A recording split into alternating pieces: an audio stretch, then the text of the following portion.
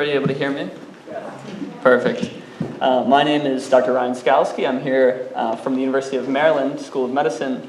I'm by trade a population and evolutionary genomicist, as well as an infectious disease expert. So I spend a majority of my time studying malaria, both the parasite factors that influence its spread and its virulence, but also the human host factors that predispose people to disease. And that's where it overlaps a lot with the ancestral genetics that I'll be talking about today. What I'll be presenting today is this talk exploring the genetic diversity of distinct ethnic populations within Slovakia. And today we'll be talking about a few different major questions. I'll be attempting to answer these and sort of inform people. It's a talk that's going to both discuss the basic principles that are used in the field, as well as some current research that's been recently conducted in the last 2 to 3 years. So the sort of primary questions that I'm interested in answering today are, what are population and evolutionary genetics, first and foremost? How do we study human evolution and ancestral histories? Some of you may be familiar with these different methods that we use. And then lastly, what do we know about the ancestral history and genetics of two particular minorities within Slovakia, the Hungarian-speaking minority in Slovakia, as well as the Slovak Roma? So population and evolutionary genomics are two distinct fields, but they have a tendency to overlap substantially. Population genetics is the study of the distribution and differences in genetic variation within and between populations, whereas evolutionary genetics is the study of genetic variation, how that arises and how that changes over time within and between populations. You can sort of, you can sort of imagine that human genetic diversity can be, or any genetic diversity for that matter, can be viewed through two different lenses. We could imagine that we have two populations. We're looking at them cross-sectionally at a point in time, say 2025, for example. We want to study squirrels in local forests, and we want to understand what are the differences in the distributions of the genes within these two populations. We have a lot of tools that we can leverage to do that, but we can also look at population genetics over its history. So we can look, say, 100 years in the past, and we can see how the different distributions of these genes have changed over time. Both of these fields are intimately concerned with this concept of genetic diversity, and for today's talk, we're focusing really on human genetic diversity. So this encompasses the differences in genes that exist between all of us. If we look around the room, we see people of different heights, different eye colors, different hair colors, and then there are a variety of other factors that we can't easily observe. And so when we think about genetic diversity, we often think of phenotypic characteristics, we think of disease risk or perhaps drug metabolism, maybe dietary intolerances, but it can also be used to trace ancestry and migratory patterns. So I think intuitively, when we think of genetic diversity, what makes us different, we think of the classic phenotypic characteristics, eye color, hair color. But when we look through our families and through our friends, we see people with different propensities to develop diseases. We know diseases can run in families. We also see different capacities for metabolizing drugs, for example. Some people have allergies to certain antibiotics or are intolerant to certain cardiac medications, for example. And then we see food intolerances quite frequently. This is probably the thing that we're exposed to most frequently, like lactose or gluten. But additionally, we can use this genetic diversity, looking retrospectively, to understand capacities of human disease and migratory patterns. We can use pedigrees and familial genetics to understand hereditary disease, as we've done frequently in the last 100 years. But we can also look at populations. For example, we can look at the ethnic compositions of countries over time. Here, example, I've plotted the racial compositions of Canada, the United States, and Mexico from 1980 to 2000, and we can see that the populations themselves have shifted in different ways. Mexico has a relatively stable racial distribution, whereas the United States and Canada have diversified over that time and continue to do so. These factors have a variety of different implications for human health, for our understanding of where we've come from, but in order to better understand them, we do have to understand how do we even measure this genetic diversity. What is genetic diversity? Historically, we started with evolutionary genetics.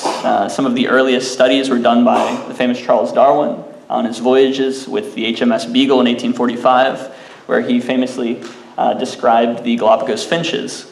These were organisms that these birds were seemingly similar in the vast majority of their appearance, with the exception of their beaks, which were radically different from each other. This is where the first ideas of ecological niches developed, and this idea that our environments can mold us and form us uniquely. This is the sort of precursor to all modern evolution. 20 years later, we have the famous plant hybridization experiments done by Gregor Mendel, where he took peas and he crossbred them and then described the different phenotypic characteristic that these peas had. And we first then coined these ideas of dominant and recessive traits. Mendelian genetics was born from this. Since then, there's been a radical change in genetics, population and evolutionary genetics specifically. Historically, we were very qualitative in the way that we understood genetics. We simply looked at the world around us and we described it. But we've realized over time now that there are quantitative ways that we can understand genetics. Sort of pertinent to today's discussion will be these 3 different categories of genetic data. Humans are haploid organisms that have 22 sets of chromosomes that are autosomal. These are responsible for the vast majority of our traits that define us and our disease risk. But there are also our 23rd chromosome. These are our sex chromosomes, X and Y, which we can see here at the bottom. And these determine whether we'll be male or female, simply. And then we also have perhaps lesser known genetic material that are found within an organelle in our cells called mitochondria. These are famously the powerhouse of the cell. They produce ATP that our cells use for pretty much all of their functions. And within these mitochondria, we have mitochondrial genomes, which are actually of prokaryotic origin. They're very distinct from our genetics, but they can tell us a lot about our history. So today we'll focus on mitochondrial DNA, be denoted as mtDNA. We'll talk about Y chromosomal DNA, as well as single nucleotide polymorphisms and respective haplotypes.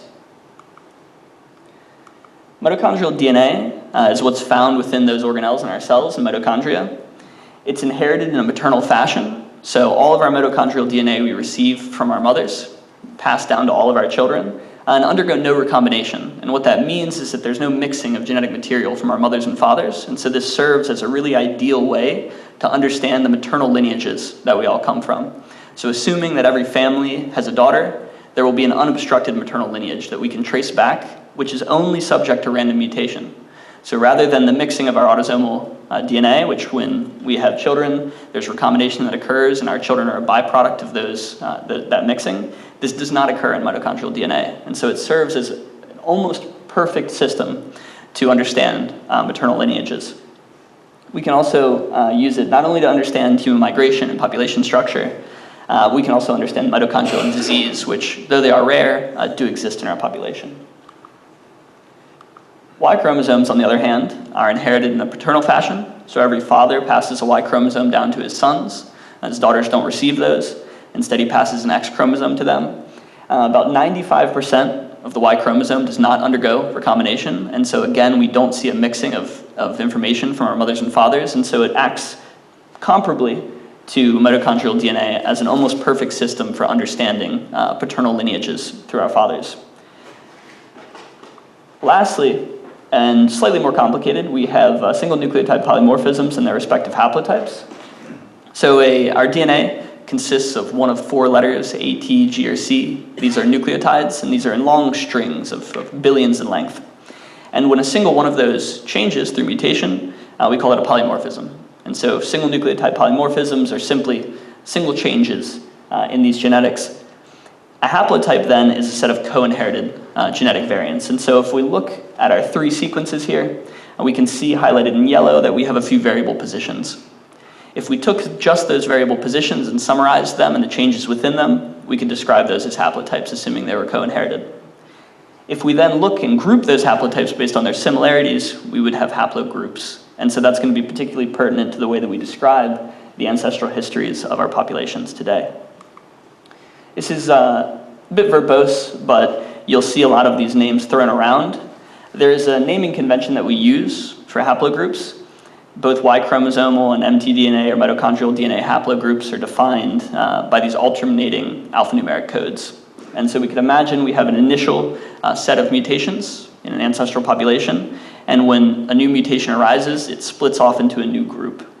We've done this successively for hundreds of haplogroups at this point, and now we have this really verbose way of describing them, which you can see an example here of a real haplogroup, R1, A1, A1, B2, A2. That is a mouthful, And so instead, what's frequently done in the context of Y chromosomal haplogroups is that they're referred to by the defining mutation. So you may see something like RZ93 or M233 or something like this. These are all shorthands for specific haplogroups that are associated with ancestries that we know. So we've covered some of the basic material that's needed to understand what we'll be talking about today, and you might ask yourself, well, how is this particularly pertinent to Slovakia? Well, Slovakia sits geographically in perhaps the most interesting location in all of Europe, which is that it really is at the crossroads of a variety of different cultures and histories, and as a result, the genetics that have arisen within the population are particularly interesting, I think. When we look at it geographically, we can see that it sits incredibly centrally, but when we look at it through a cultural lens, we see that it's flanked by a variety of unique cultures. So not only do we have sort of Eastern and Western Slavic cultures, both in and around to its north, west, and east, we also have Germanic cultures quite close, we have Uralic cultures quite close, and shortly over the border of Hungary to Romania, we even have Romance cultures that are represented. And so there is an abundance of opportunity for a mixing of cultures to occur in this region that other areas are not quite as privy to. So when we then look at the sort of modern demographics of Slovakia, this is extracted from the Statistical Office of the Slovak Republic. They published in 2021 a census where they asked people to self-report what ethnicity did they feel that they were associated with. So this is self-reported, keep that in mind. There are always some issues with self-reporting, often underreporting, or if someone has a mixed ancestry, they may feel the need to pick one of these if another option is not available. But it gives us a rough estimate of what are the demographics of Slovakia. So we can see there's an overwhelming 84% of Slovak descent, almost a 10% of Hungarian, 1.2% associated with Romani, and then we have some smaller groups like the Ruthenians and the Czechs that are represented. I left out other groups who are lower than 0.5%. And I encourage everyone to go check out the Statistical Office of the Slovak Republic. This information is super interesting. Yes? A quick question. I'm sorry to interrupt on that. Not a problem. Because, you're saying there's about 84% Slovak, yep. But it didn't become Slovakia or Czechoslovakia until 1919. Right. Before that, it was all Hungary. Yep. So then how does that fit into thinking? Because if it was Hungary before then, right. And people say where they fit in, I guess I don't quite understand what that all means. Yeah, and I think that's actually an excellent question that's particularly pertinent to the studies that I'll look at today. One, these are self-reported. So these are people who feel that they are associated with that image of that particular ethnicity, which is modified by a wide variety of cultural factors. But it poses perhaps the question that we can answer with some of the studies that we'll look at today. Well, what does define the difference between, say, a Hungarian and a Slovak or a Czech and a Slovak? Is it genetic? Is it cultural? Is it simply historical? Is it deeper than that? And the studies that I'll present today attempt to answer exactly that question. Is there a subgroup in the Slovak category for Rusin, or is that even not a defining characteristic for this type of analysis? And as far as I know, the way that the Statistical Office of the Slovak Republic sampled this, they were clumped under Ruthenians. Yep. So we may ask ourselves, well, what can we learn by studying the Slovak majority, and furthermore, what can we possibly learn by studying these minority groups within the country? Well, we can learn, of course, about the migratory patterns and the historical source populations of these respective groups. How did they end up in the place that we now call Slovakia? It makes sense that we have Slovaks who live in Slovakia. How did these other groups end up there? How long have they been here? Perhaps what path did they take to get there? We can learn about health and disease, and we can also learn about and substantiate other claims, historical claims or oral traditions that have been passed down through genetic data. We may ask specific questions like, where do these people migrate from? What path did they take to get where they are now? For example, it's just a plot that I've made of Slovakia and Hungary. Along the southern border of Slovakia are where the majority of the Hungarian-speaking individuals live, and we may ask ourselves, well, what part of Hungary did they come from? Did they bring with them different aspects of Hungarian culture? Did they bring with them different linguistic properties? And we can answer that through genetics. We can also answer questions about health and disease. So I'm currently at the University of Maryland in Baltimore, where we have the Amish genetics program that started in 1995. The Amish are a group of Anabaptists who came to the United States in the early 1700s, of a group of about 3,000 people. Now there are 300,000. Throughout that process of their population expanding, they have had a number of genetic and metabolic disorders that have become enriched in their population. So it's about 40 times more likely that an Amish or a Mennonite may have a genetic or a metabolic disorder compared to you or I. So one, if we are interested in providing good healthcare to those communities, it's important that we understand that. But two, those metabolic and cardiovascular diseases affect us as well, just at lower rates. And so if we want to study these things, it's much easier in that population than it would be in the general population. The same concept can be applied to the ethnic minorities that exist in Slovakia. There are numerous papers published that have identified higher prevalences of type 2 diabetes, metabolic syndromes, and cardiovascular diseases within the Roma in Slovakia. And then we can also substantiate linguistic and cultural exchange claims. For example, Pennsylvania Dutch is spoken by the Amish and Mennonites, dialect of German. Hunsrück is a dialect of German spoken in Brazil. Where do these things come from? Well, if we study the genetics of these individuals who live in very insular communities, we can have an idea of exactly where they came from. So the first population that we'll be looking at today are the Hungarian-speaking populations in Slovakia. They constitute, as of 2021, about 7.75% of the population, according to the Office of Statistics. And they speak Hungarian, which is of the Uralic language family. It's distinct from the Slavic languages. And then, as of a 2018 report, there seems to be limited intermarriage between these groups, which suggests that they're quite distinct from each other. So there's two excellent studies, one by Borbely and one by Pamjav, the phylogenetic insights into the genetic legacies of Hungarian-speaking communities in the Carpathian Basin, as well as the paternal genetic legacy of Hungarian-speaking Redkoz and Vaal Valley populations that we'll be looking at today. In order to understand the genetics of these Hungarian-speaking populations, we need a reference population. So I've selected two papers here that sampled the genetic variation within the Slovak majority that we'll use as comparators. And I've plotted here the locations within Slovakia where these samples have been taken from. So Borbely within the Zobor region, and then Pamjav et al. Sampling in the Vaal Valley on the border, the southern border with Hungary. So in Borbely's work, they sampled 92 individuals as an outgroup from Croatia, and then 81 individuals from the Zobor region in Slovakia, and they examined both Y chromosome diversity as well as mitochondrial DNA to better understand the maternal and paternal lineages of these populations.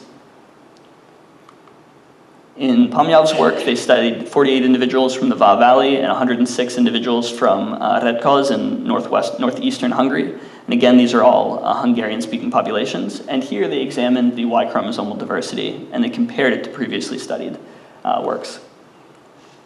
Just to zoom out a little bit so we can see exactly where these are sampled from, our references are from either Kosice or Bratislava, so in the east and west of Slovakia. And then our Hungarian-speaking populations are found there in the lower southwest, in either the Zobor region or the Vaal Valley. And then we have two outgroups, either from Hungary or Croatia. And we can imagine here our Eastern Hungarian samples should be more reflective of these Hungarian origins, people of steppe or Uralic origin, and those who are from Croatia are going to be much closer to the Balkans and should be representative of those areas. The question then becomes, are these source populations represented well within the Hungarian-speaking Slovaks, or have they assimilated over time into the local population? So bear with me, because this is the nitty-gritty data, but I have some tables that make it a little bit more digestible. Our Slovak references are dominated by these R1a paternal haplogroups. So these are those haplogroups that I spoke about earlier, and that's a strong signal of Central or Eastern Slavic descent. The Zobor region was quite reflective of what we find within the general Slovak population. Our Croatian population was actually almost the same, but instead had an enrichment of haplogroups that we know are associated with South Balkans, which makes sense as we move south. In the Vaal Valley in Slovakia, actually lacked haplogroups that were associated with Hungarians, and instead had an enrichment of haplogroups that are associated with the Balkans. And that's particularly interesting because it suggests that there's been an intermixing of those within the Vaal Valley with local Slovaks, and that the source populations are, though they're Hungarian-speaking, are actually more heavily influenced by the Balkans than they are from Hungarian populations. And lastly, that in Hungary, there was a preservation of these haplogroups associated with the East, with the steppe and Uralic peoples. So I've sort of bolded here the aspects of these proportions that are interesting, I think. In Zobor region in Slovakia, we have almost exact representation of what we find in the greater Slovak population. So though they are Slovak-speaking or Hungarian-speaking, it seems that over the last few hundred years, there's been an admixture of these two populations. So genetically, that distinct signature has actually faded despite the cultural distinction that exists between the two regions. When we look at the Va Valley, we actually see an enrichment of haplogroups from the Balkans. So the Va Valley was slightly more south from the Zobor region. And this is interesting because it suggests that there's a heavier influence of individuals from the Balkans in this population than there are from Hungary.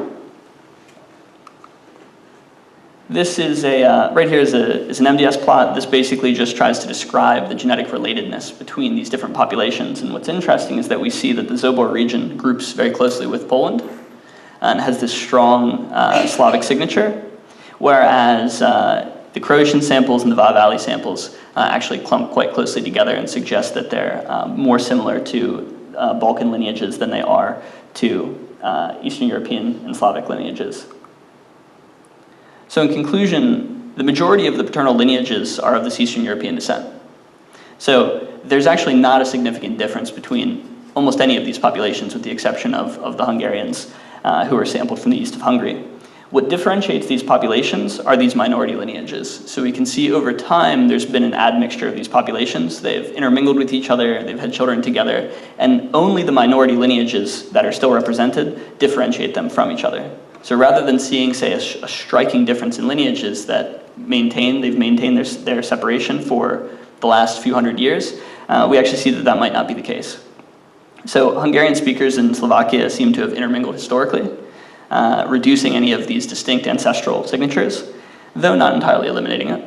And it's actually created an ombre of ancestral distribution. So as you move from the Hungarian samples into Slovakia, we see a gradual transition, which is what we would expect and what often occurs in contact regions between different cultures. When we looked at the maternal lineages, we see that Slovakia is dominated by a series of maternal lineages that are associated with West Eurasian haplogroups, and that the mtDNA in these samples consists primarily of these West Eurasian haplogroups, though the Zobor region was more diverse than what we found what was found within Croatia. This table is remarkable only in that the distributions of these respective maternal haplogroups are shockingly similar across all of our samples. So we're not seeing distinct signatures that are popping out for each of these populations, despite being geographically distinct from each other. In conclusion, the Slovak and Hungarian-speaking peoples in Slovakia and Croatia have similar maternal lineages, sort of at the macro level, only differentiated again by those more rare minority lineages. And in the Croatian samples, we see a small representation of Eastern steppe and Uralic descent. And so that's suggestive of sort of ancient migration into the region and then a subsequent admixture into the population. So what does this sort of mean broadly? It means that Hungarian speakers within Slovakia and Slovaks who speak Slovak as their home language are genetically similar with respect to their paternal and maternal lineages. And so though we may see, at least in terms of marriage data or linguistically, we may see a distinction between these populations, they actually appear to be genetically more similar than one may believe. There are variable ancestral signatures, which suggest that these Hungarian-speaking populations actually established themselves at different times. And so you could imagine a group of Hungarians may have moved into Slovakia, established themselves at one point, and then a different group moved in and established themselves at another point. And as a result of that, the sort of minority lineages are actually distinct between the respective Hungarian-speaking populations. And then lastly, despite maintaining these distinct cultural and linguistic properties, these communities show a lot less signatures of the steppe and Ural peoples than we would see within a Hungarian reference population. So if we move into another interesting ethnic minority that exists in the country, the Roma, they constitute about 1.23% of the population, though this is estimated to be an underrepresentation because it is self-reported. They're predominantly situated in the east of the country, and they speak Romani, an Indo-Aryan language that's totally distinct from Slovak. There's data that shows very limited intermarriage between the populations due to different cultural norms and expectations, but they're estimated to have immigrated from South Asia, arriving in the Middle Ages, and there's a variety of guesses as to when that could have occurred. So similarly, I've listed a few different papers here that I've incorporated that talk about the lineages, both maternal and paternal lineages, within the Roma, specifically within Slovakia. This paper by Martinez Cruz shows a sampling of 753 Roma and 984 non-Roma from a variety of different countries that they currently live within: Greece, Bulgaria, Romania, Hungary, Slovakia, and Ukraine. But I've highlighted again here the specific villages within Slovakia that were sampled, and they sequenced both Y chromosomal or paternal lineages as well as maternal lineages. What they found was that there is a generally lower diversity in the Roma than in the non-Roma population. And this is especially true for the Slovak Roma, who are the least diverse genetically of all of the Roma who were sampled, despite having one of the largest populations. They found a number of paternal founder haplogroups. So these are the original haplogroups that they think first moved into the area that are not mutated substantially into alternative haplogroups. And they identified some haplogroups, namely HM52 here, where identical matches were found within northwest India. And so this suggests that some of the ancestral lineages have been preserved throughout the time that the Roma have been within Slovakia and are identical to those that are found in northwest India and are not found in other locations. So this is not necessarily conclusive, but very much lends itself to the idea or the notion that these individuals migrated from northwest India into the Balkans and then into the rest of Europe. Also, sort of interestingly, this IP259 haplogroup was only found within Roma populations, specifically enriched within Slovakia and Ukraine, but is not found within any other European populations, nor is it found within Indian subcontinent populations. So what we can conclude from that is that the general lower diversity of Roma and the unique structures of each of their populations suggests that there was a successive series of founder events. So what we could imagine is as the populations were leaving the northwest of India, traveling through Turkey and then moving into past Georgia and Azerbaijan and into the Balkans, every time there was a splitting of these populations, a subsect of those individuals who came settled in that region. And so only a limited amount of genetic diversity was preserved. And the group that settled in Slovakia seems to have been particularly limited in its genetics. This is a very similar process to what happened with the Amish and the Mennonite here in the United States. They came over with a very small population, and that population only represents a subset of the diversity that the Amish and Mennonites had within Europe when they lived there together. We see a strong distinction between Roma and non-Roma paternal lineages, and that suggests strict endogamy and limited admixture. So culturally, they're quite distinct from each other, but it seems that unlike what we see in the Hungarian-speaking populations, where despite in modernity they being very distinct linguistically and culturally from each other, there seems to have been a historical admixture throughout the populations, sufficiently enough to reduce the unique lineages that define them. Whereas in the Roma, this is not the case. It seems that for as long as the Roma have been within Slovakia, they've maintained distinct communities with limited admixture. There's the identification of Indian-specific haplogroups. So these are highly prevalent in the Roma, and they suggest an Indian, specifically Northwest Indian descent. And this is interesting because it substantiates historical and linguistic findings that, for example, the Romani languages are Indo-Aryan, they're related both phonetically and grammatically to Hindi, Punjabi, Rajasthani from Northwest India, but also genetically, we have data that supports this notion. And then lastly, the presence of this IP259 haplogroup only in the Roma, but not in Roma or in Indian populations, suggests that it arose very early after leaving India. So you can imagine a group of Roma were leaving, or pre-Roma were leaving India at the time. A mutation occurred in one of these lineages, and rather than it being found within India, it's now found in all of the successive locations that they ultimately colonized. So when we look at the maternal lineages from this data, we see that there's, again, a lower mitochondrial diversity in Roma than non-Roma populations. They found a number of founder lineages, and they also identified a new founder lineage, this I1A, which is the highest in the Slovak Roma, at about 32%. And they found extremely low intra-population diversity, meaning within the respective populations of Roma in each country, the diversity was very, very low. In fact, it was the lowest in Slovakia and Ukraine. almost non-existent. And then interestingly, they found that diversity decreased as you moved away from the Balkans. And so we could imagine if a population of 1,000 settled in the Balkans, and then 500 left to other countries, and then 200 left from those, and 100 left from those, each of those successive events leads us to having lower and lower diversity. And so I've sort of illustrated that here. We could imagine we have a large population, a source population from India that represents a series of different variants denoted by these black, blue, red, and green dots. They then leave and to go migrate to other locations. And in one population, no black dots on our left are brought with us, so we've lost that diversity. And so now that population has a limited diversity that can happen successfully and successively and reduce the total diversity we have in all of our populations.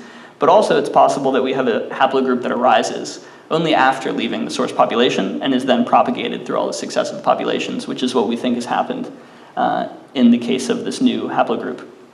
So these maternal lineages confirm a lot of the Y chromosome findings, that there is a series of successive genetic bottlenecking. The decreased diversity as you move away from the Balkans suggests that the majority of European Roma came first to the Balkans and then spread from there.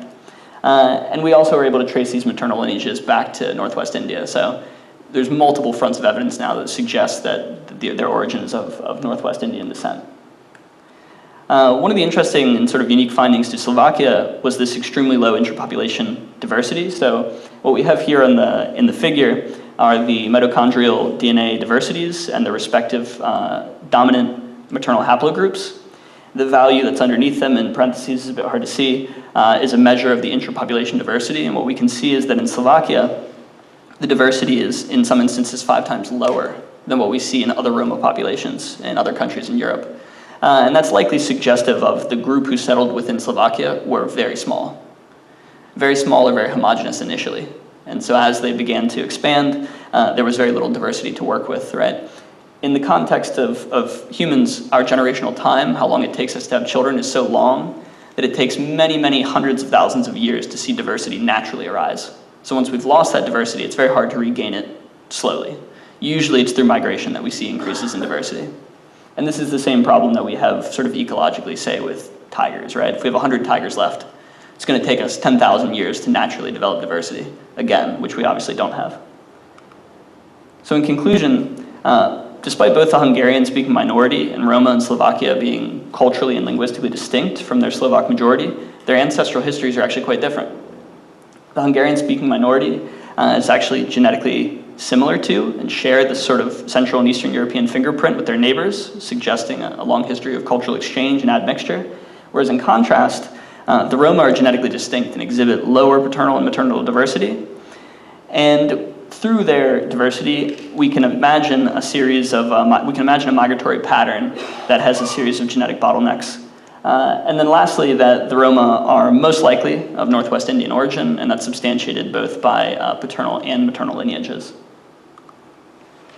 I'd like to thank the Slovak American Society of Washington, D.C. for allowing me to come talk, Helen Fedor specifically for inviting me and coordinating this, as well as the Slovak Embassy and staff. Thank you very much for your help today. And if you have any questions, I'll be happy to answer them. Yeah, absolutely. The first one is, hope you don't plan to hand out a quiz for us to pass it from you. The second question is, we have these DNA tests you can get online, and you spit on us, send it in, they come back with all this great history about who your parents or family, whatever. How accurate are those things, thinking about what you were just talking about? So it is challenging to say because it depends on the sampling methodology that they use. What we can say is that we can cast broad strokes. It's easy enough to say that an individual is of Central or Eastern European descent, is of West Eurasian descent, is of North African descent. I think that I would begin to be skeptical if a company claims that they can tell you that you're from a specific region of a specific country, unless there is some very distinct lineage that we know only originates there, which is not that common, though becomes easier the further away you get from Africa. So as individuals migrated initially within Africa, we were in Africa for millennia, there's a massive diversity of genetics within Africa. In fact, 2 Africans are often more distinct than you or I may be to another African because of the diversity that exists there. The same process that's occurred with the Roma or the Mennonites when they came to the United States occurred with all of humanity as we left Africa and went to Europe, into Asia, and ultimately crossed into the New World. And so it's more likely that we could define a specific lineage in the New World, in indigenous populations, than we could in, say, Africans, where the diversity is going to be so immense. It would be almost impossible to say, you're from this specific area. Okay, that'd be fear of the turtle. Yeah. Anybody else? Yeah, absolutely. There's a tremendous Germanic influence in the Spiš County, that's sort of the central part of Slovakia. Mm-hmm. Anybody doing any research on trying to trace that back to where they came from? Yeah, I actually did come across a few papers that were looking at Germanic lineages within the Slovak populations. And I could probably get them to you. I didn't include them in this presentation because it was just sort of outside the scope. But there's a number of people who are interested in parsing out these sort of both Western and Eastern Slavic descents, these Uralic descents, as well as the Germanic influences, which you could imagine are, sit at a confluence. How about Right. the Ruthenians and the Rus? So there is actually a lot less work done.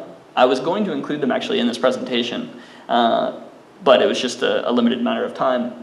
But I found a few papers that discuss the paternal lineages of Western Ukraine and the far east of Slovakia, specifically with respect to the Ruthenians. So they're being looked into, but I think the last paper I saw was from like 2012. So it's whoever's doing it, they're very interested in it. It might just be them. Yeah.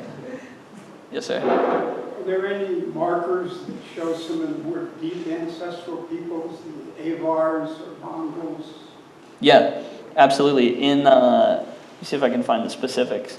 In the population from Redkoz, Hungary, in the east of Hungary, what they noted were that the vast majority of lineages were similar. The majority of lineages were similar to what they found within Slovakia and even Croatia. But the minority lineages, those that were under, say, 10%, 5%, were actually associated with the steppe and Ural peoples and the Mayurs specifically.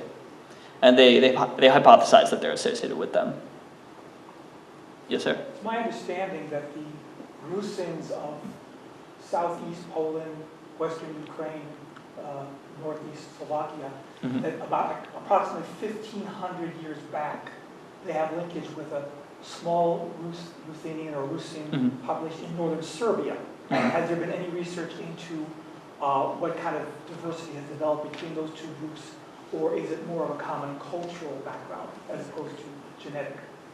So, in as far as I understand, people have described and parsed out the predominant paternal and maternal lineages for all of the respective modern countries that exist. I think when we start to envision the nuance that exists between the sort of cultural interaction zones between all of these respective countries, and of course the geographic and the national borders which have shifted so substantially in the last even 100 years, relating sort of modern cultural interpretations to the historical genetics becomes a bit more challenging because of the time scale. But people have done so in these minority groups. It tends to be a bit easier, especially when they're so distinct. The Roma, for example, having been distinct for so long, it makes it a bit easier for us to say we think these lineages are associated with them in their modern culture.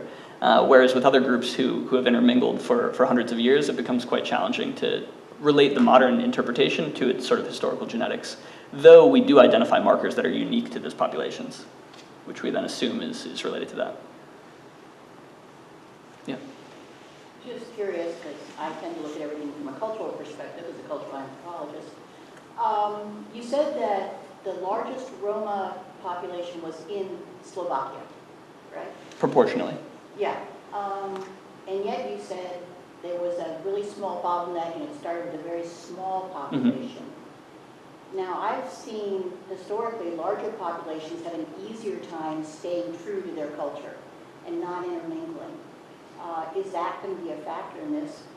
That didn't come across in the lecture, but... No, I mean, I'm not an expert in anthropology or the sort of respective politics or history of these regions, which is very complicated, and so I do my best to stick to the genetics, which I'm much more familiar with. But I think that it's challenging to say in this context. What we can say is that the smaller the founder population is, the lower diversity we expect to see. But that is tempered, of course, by historical trends that exist within the regions. There are many instances of forced movements, of genocide that exists historically. These factors are not natural. These factors are imposed by a variety of other, of external factors, and they influence the genetics that we do have. We saw this, for example, in Spain. The Reconquista occurred in Spain. Muslims and Jews were expelled from the country, but they didn't all leave. Some converted and still practiced their religions, and so distinct signatures exist within those populations. So, trying to understand or relate, I don't think I have nearly enough expertise on the history in the region to be able to, put those together in a sort of eloquent way. Yep. Your screen slides be available online somewhere along with the Ruthenian? Yeah, for sure. I can send them. I know Helen has these slides, and I can include the links to the respective Ruthenian studies as well. Yeah, absolutely. Because I had them previously included in here, but I think I've removed them from the presentation as it stands now. But I can send them over. I have them. And that would be on the society website then? We'll let you know. Yeah. Thank you. Yeah. Because this is also recorded, so we'll look this up too. Yeah.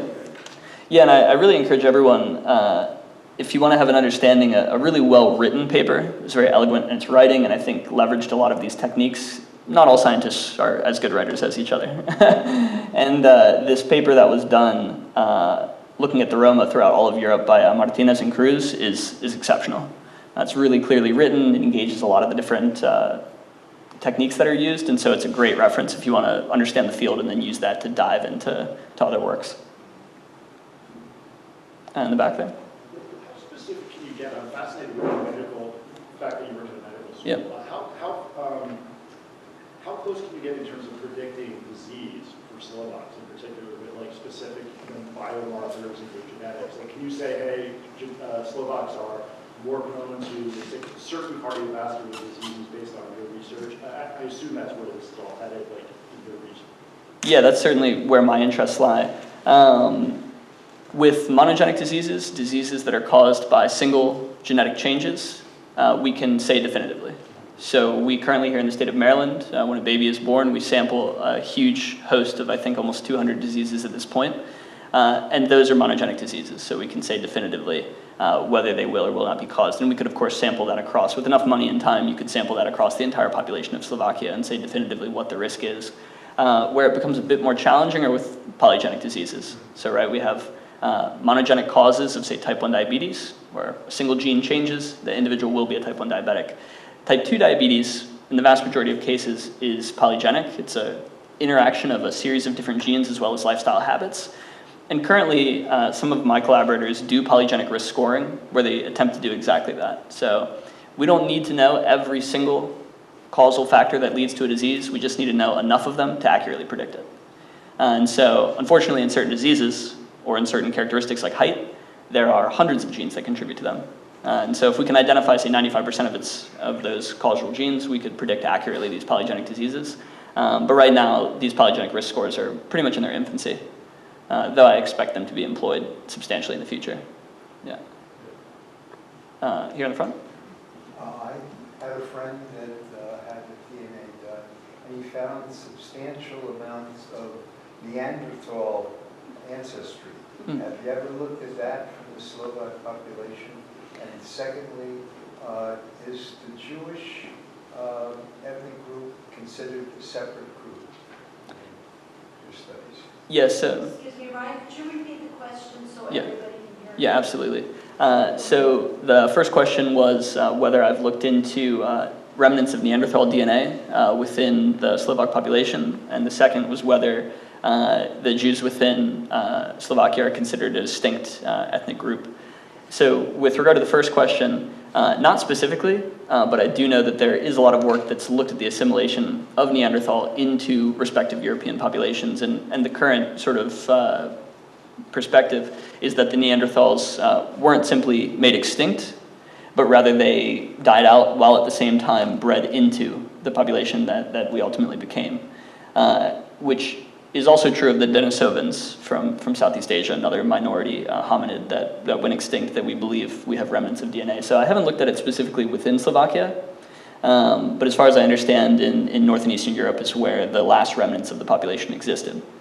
Right, So it's likely. I've read that it's 1.5% to 3% for Central Right. And then if you move into Asia, like Mongolia, it goes higher. Yeah. I have a son who looks like a Neanderthal. I'm always like, And then with regard to the Jewish population within Slovakia, I'm not entirely sure. At least in the studies that I looked at, no one was sampling specifically them. It tends to be, at least from a genetic perspective, the more orthodox groups who are more segregated, like the Ashkenazi, tend to have very, very distinct genetic sequences, very distinct genetic lineages, whereas some of the other alternative groups within the Jewish community who have intermingled with their other population have not maintained that distinct lineage. Yes, sir? I have a question. This may be obvious, but if Slovaks from past decades and centuries emigrated, like to the U.S. and other locations, they of course would intermingle with a lot of different, in America, for example. So, I mean, it would be an obvious conclusion then to say that like a Slovak American would have a lot greater genetic diversity than sort of native Slovak, the native Slovak population that still resided in Slovakia. Would there be anything to comment on about that?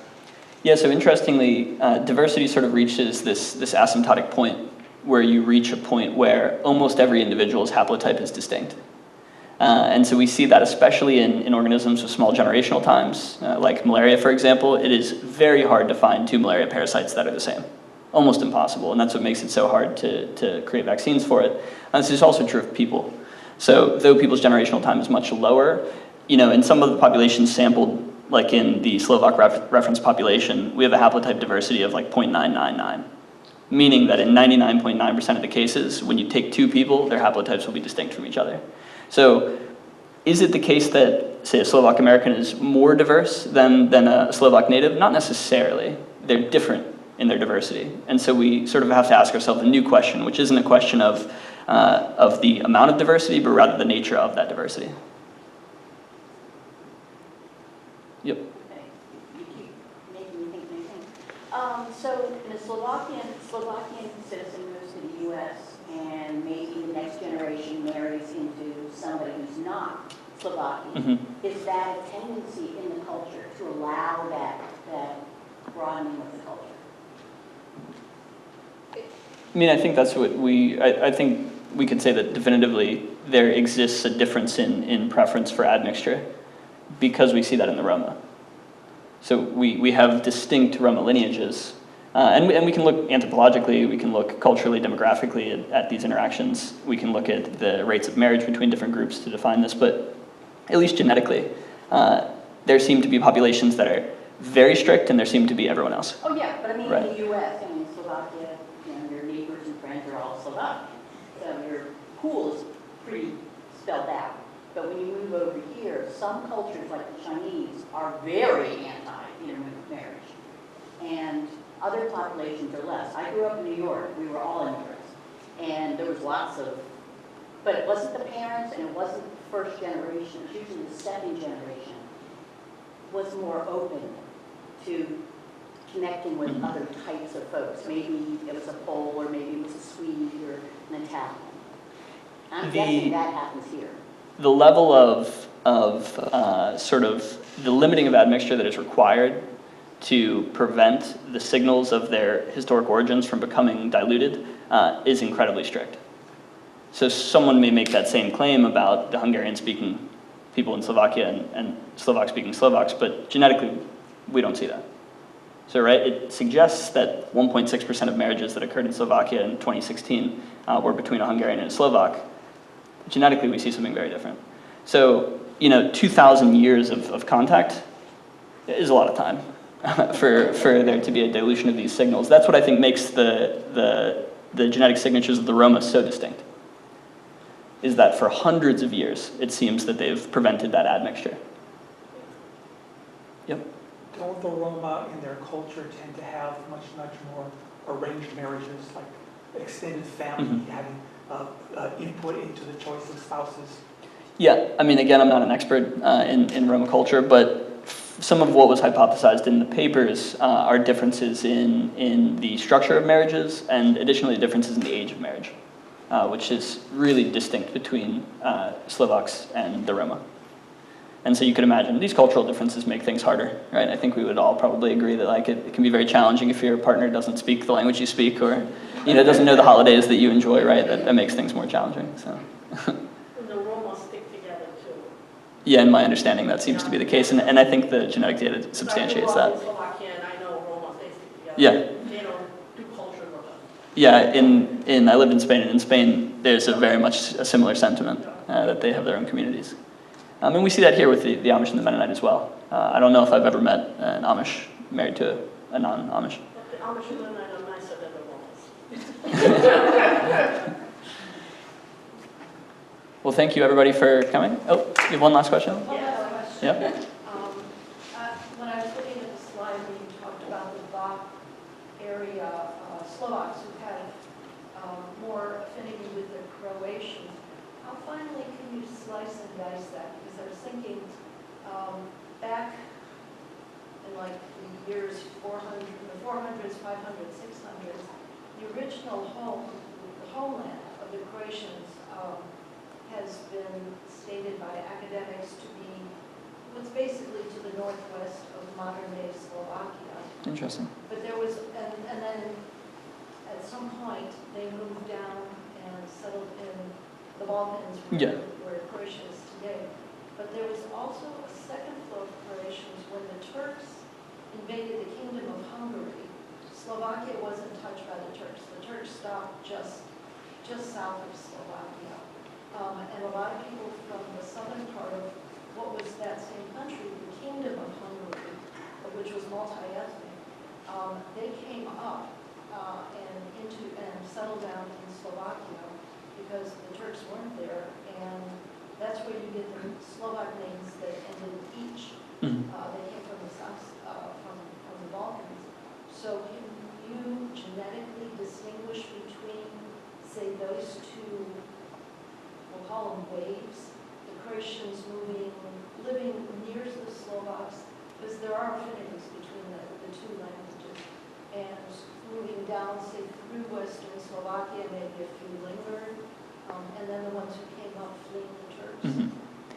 Yeah, I think that it would be challenging. I'm trying to think of exactly. I mean, there are genetic clocks we can describe when certain types of recombination occur. We can tell how quickly that's occurred based on how broken up. You could imagine if you inherit a big section of genes, like a large haplotype, every time recombination occurs in the context of autosomal DNA, the likelihood that gets broken up into smaller and smaller pieces increases. And so when we see people who have very large preserved segments of DNA in common with each other, we know that that's a recent event as compared to something that's been broken up.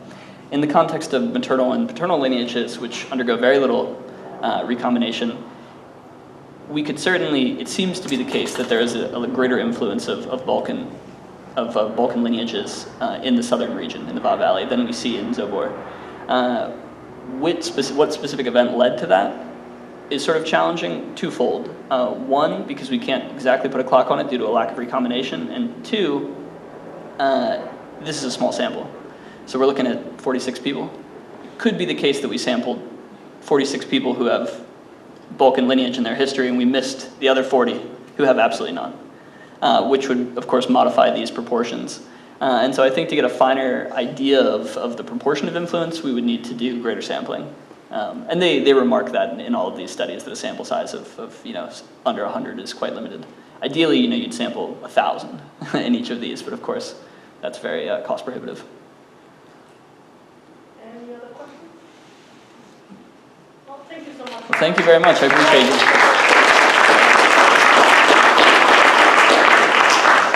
Yeah, absolutely. Do you use AI to help you break down all of these different combinations, or is it kind of a logical thing when you get a quick picture in your mind to understand all the different micro changes? So in the context of digesting and sort of synthesizing all of this information, I would argue that that's really the only value of a PhD. You spend a lot of time just reading papers. Everything else you learn on the job. With respect to actually visualizing this data and doing analyses, yeah, it's incredibly helpful in aiding in that. If you're not someone who has a particular affinity for coding, as I'm not, it's not of interest to me. But it's essential in the field. It's almost impossible to not. So. it's helpful in that way. What's your next thrust of research? Oh, wow, that's a great question. I don't know the answer to that one yet. You're still looking, right? Yeah, so, I spent a lot of time in vaccine development for malaria, and I've spent some time looking at host factors that predispose people to illness and infectious diseases. But I have a vested interest in dirty water systems in urban environments. So we see, for example, throughout Latin America, that there are, during the urbanizations of these countries, throughout Latin America, we have favelas and barrios that were developed with no municipal water. That creates water systems that are akin to the Thames in England in the 1600s. When we should have modern cities that don't have infectious disease, we see that there is still a high prevalence of infectious disease, and I think that that's a shame, and I think that it could be remedied quite simply if we can motivate the appropriate political will. So that's of interest to me. Yeah. Thank you. Thank you all very much for coming today.